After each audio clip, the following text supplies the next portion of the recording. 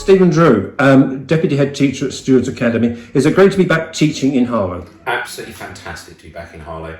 It's been 11 years since I was here, and the opportunity to come back and work in Harlow again is absolutely great. Stewards is a really, really special place to be. I always looked at Stewards when I was working at Passmores and always saw it as a really, really great school. And when the job came up and the opportunity to come back here and to be involved in all the work that we're doing at Stewards and to work with Helen Ginger as the head and to work with Vic, it's just a great opportunity. And even in just 3 weeks, we can already see lots of things moving forward.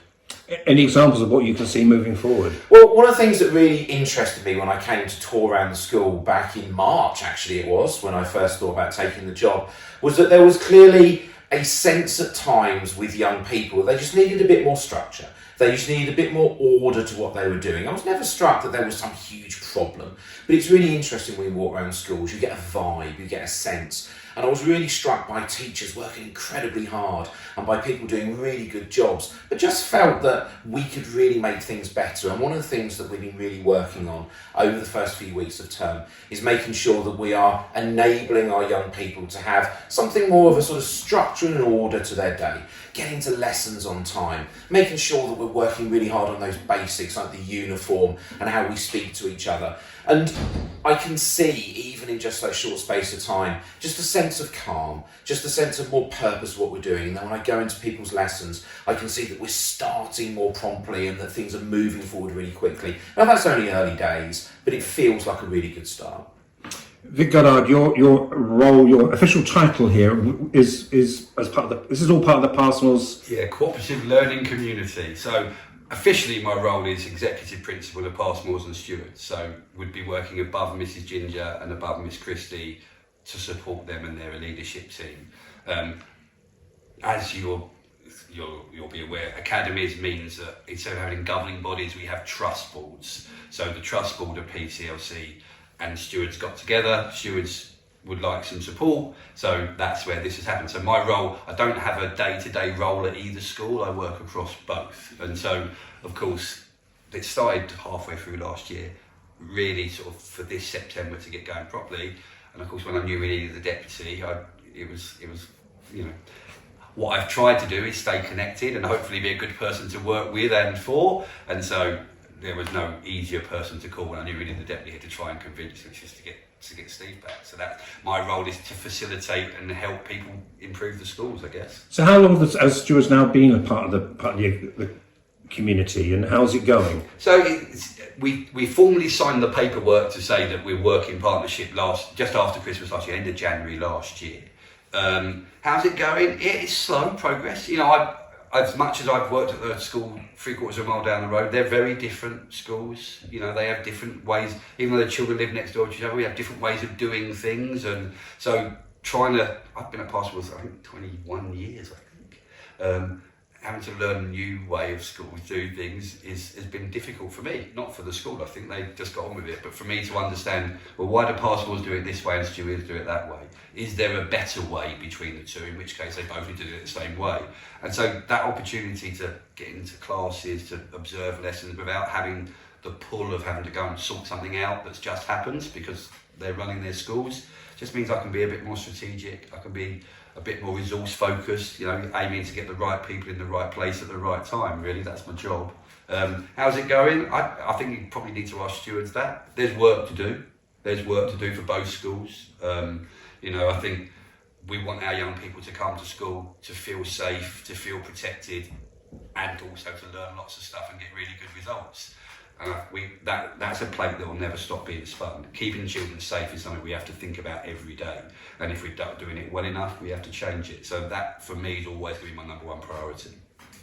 Stephen, we're involved in all the open evenings, and we're in the open evening, open events, open days period. Stewards are probably one of the easiest to do, as we did last week, because there's a great love and pride in the school. When you look at the long list of guides and ambassadors and prefects, so there's lots to tap into there, isn't there? Yeah, it's really interesting when you are completely new to a school, because to some extent, schools are actually all basically the same.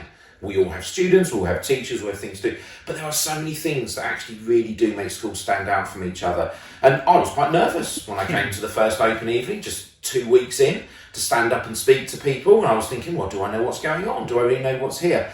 But what was really interesting was I spent time in the days leading up to the open evening going around speaking to my new colleagues, talking to them about what Stewards was like, talking to them about what they loved about their school, and trying to talk to many, many young people. And what really comes across for me within Stewards is this sense of we are all going to work together, we are all going to do everything we can to support. And that then comes out, it's like it drips out when you get to an open evening. And when I've shown parents and students around during the days for the tours, and then working with the prefects. I had the deputy head boy, one of my year 11s, who basically kind of ran my tour for me to some extent, because I have to be honest, I was walking around. At one point I did try to lead the entire lot through a locked door and tried to go the long corridor, but it was okay because I just took over and led them back in the other direction. And for me, that was a very kind of Stewards thing.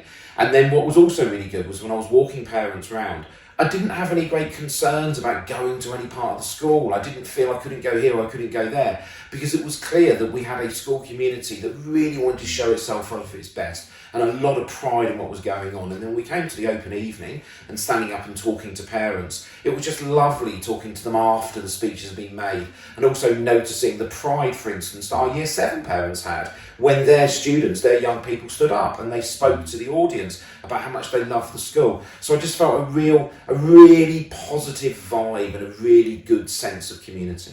So, Vic, who's putting the imprint on this school now? Is it Mrs. Ginger? Is it you? Is it Mr. Drew? Is it the senior management? Is it the governors?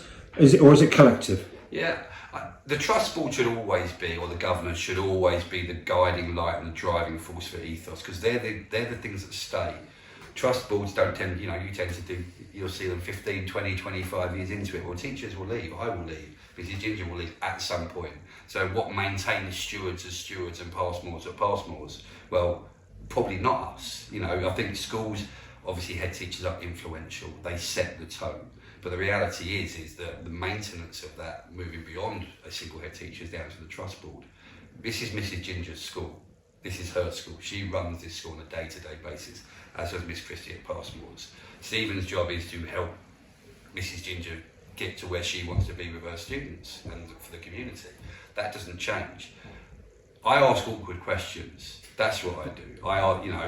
That's my job, is to notice the things that maybe other people haven't noticed, because I'm not here every day running things. So the school is Mrs. Ginger's school. However, if we can sprinkle some other glitter on it elsewhere, because been doing the job a long time, trust Steve completely to do the right thing at the right time with the young people, then that's a benefit. So it's a collective, as always.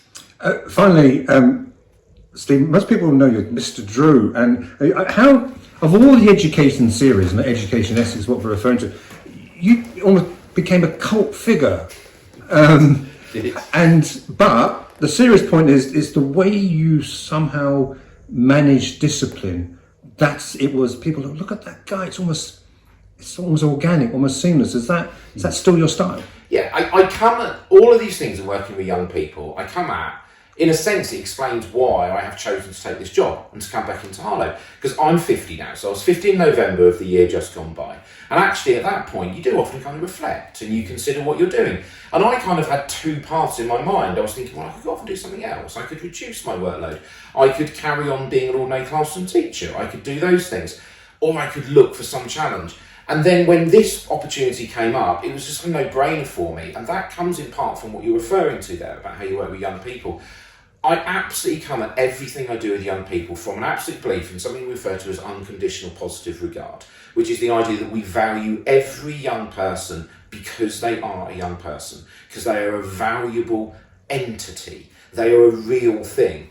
And whatever they might do, however they might act, they remain somebody who holds my absolute respect as a young person. I absolutely believe in the concept of restoration of relationship, the concept of whatever you might do, tomorrow is another day. Now, obviously, there are things that young people will do which require a more strong response, that might require a longer period of punishment or a longer period of action, but everyone will still come back for that. And I always say to teachers, the next morning at 8:30 in the morning, the sun will have risen and you will be stood at the gate and 1,000+ young people will come in through that door. And whatever happens and whatever you do, they are going to come in. So whenever I'm presented with a young person, whatever their behaviour might be, whatever their choices might be, they are coming back tomorrow.